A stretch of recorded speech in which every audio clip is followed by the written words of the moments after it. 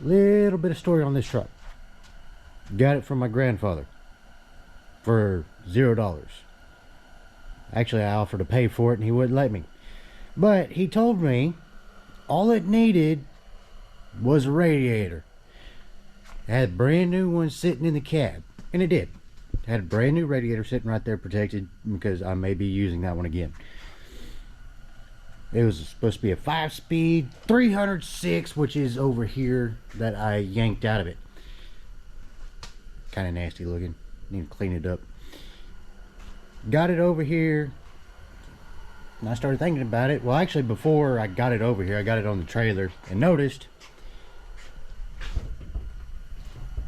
there's no transmission whatsoever. I have the gear shifter for it. I have the, the shift lever. No transmission for it. But now that I'm sitting here going through all this stuff, we got a, in the bag over there, we got a, there's a post in the way. We got a 351 Windsor block that my stepdad got for about $500, which actually was a complete engine assembly, which some of it's over here. A lot of it ended up in the junk iron pile. But we got a 351 Windsor. We're going to get it bored out, 30 over, rotating assemblies back over here on the shelf. Make a can't breathe.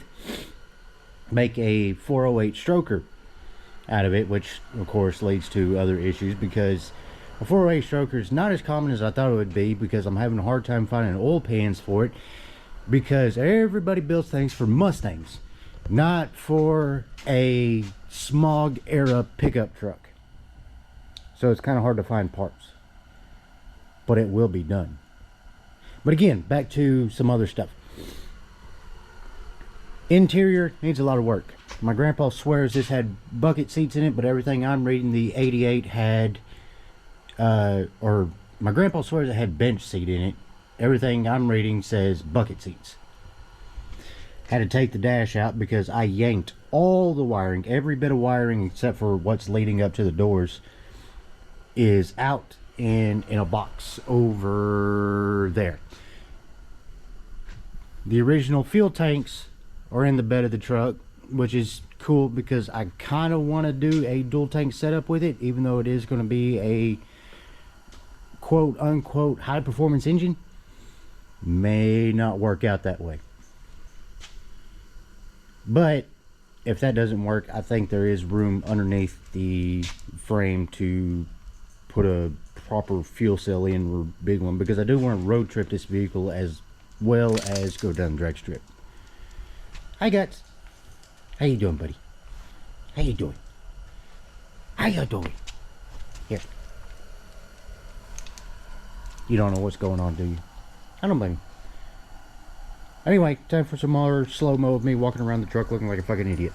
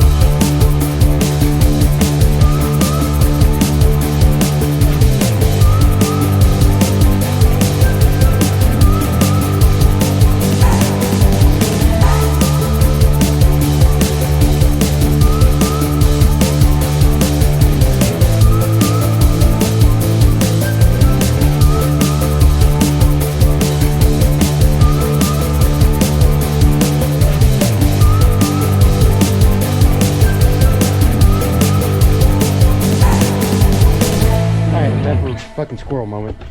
Got distracted. Keep thinking about the fuel system. And the fact that I have 2 factory fuel tanks, one of them which goes right here.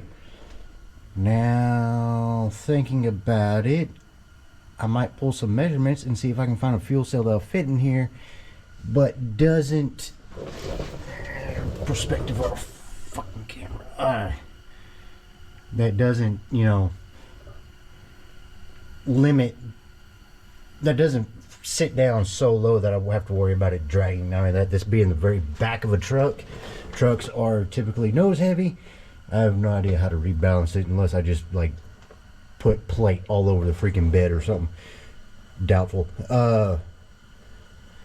Probably sit there and put a fuel tank back here until I start thinking about it, because I do kind of want to narrow the frame right here and here, so that way I could potentially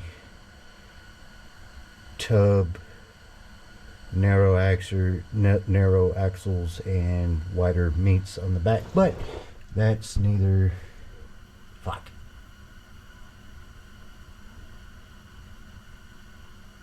Squirrel moment.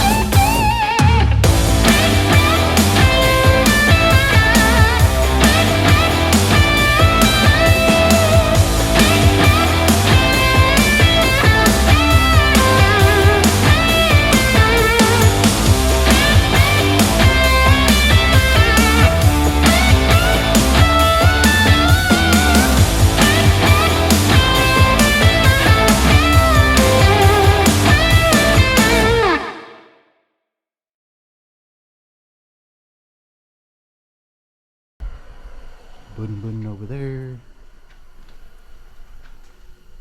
There's a junky freaking truck. Short wheelbase, 88 Ford F-150.